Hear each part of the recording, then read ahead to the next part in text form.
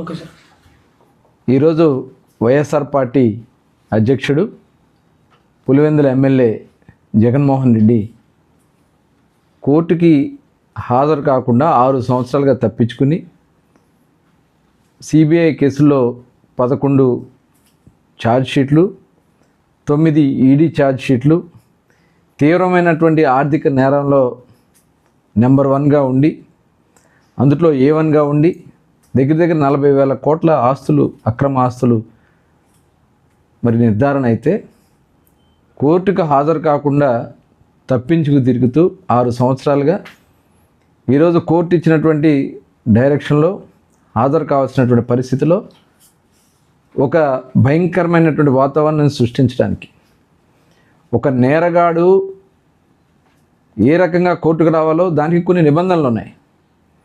అవన్నీ కూడా లేకుండా ర్యాలీలు పెట్టి గత 2 రోజులుగా వాళ్ళ వైసీపీ సోషల్ మీడియాలో పెద్ద ఎత్తున తరలి రావాలని చెప్పి పోస్టింగ్స్ చేసి అక్కడ రప్ప అని బ్యానర్లు కట్టి ఈరోజు అతను వ్యవహరించినటువంటి విధానం చాలా దురదృష్టకరం.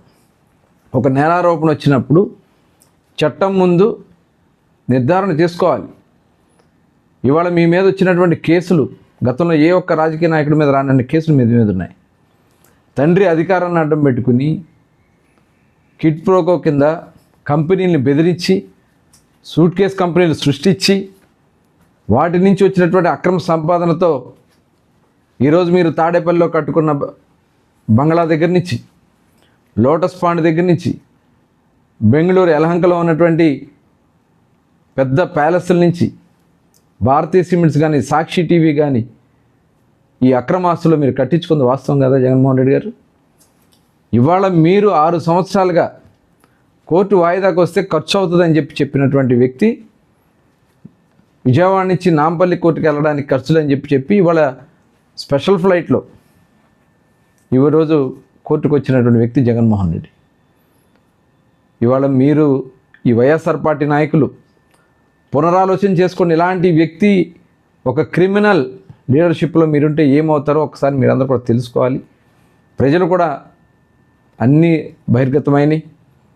మీ మీద ఉన్నటువంటి కేసులు, మీరు చేసినటువంటి అక్రమాలు, మీరు చేసినటువంటి దోపిడీలు అన్నీ కూడా తప్పకుండా రుజువు అవుతాయి. కానీ కోర్టుని గౌరవించాల్సిన విధంగా గౌరవించలే. ఆ రోజు మీరు అధికారం ఉంది కదా అని చెప్పి సోషల్ మీడియాలో జడ్జిల మీద పోస్టులు పెట్టారు, అనేక మంది న్యాయమూర్తుల మీద పోస్టులు పెట్టారు. దేశ విదేశాల్లో మీ వ్యక్తులను పంపించి అక్కడి నుంచి వాళ్ళని కించపరిచే విధంగా పోస్టులు పెట్టారు. ఇవన్నీ కూడా ప్రజలు మర్చిపోరు. మరి ప్రజాస్వామ్యంలో దురదృష్టకరం. ఇలాంటి వ్యక్తి మన ఆంధ్ర రాష్ట్రంలో ఉండడం మన దురదృష్టకరం. ప్రజలు గమనించాలని చెప్పి కోరుతాము.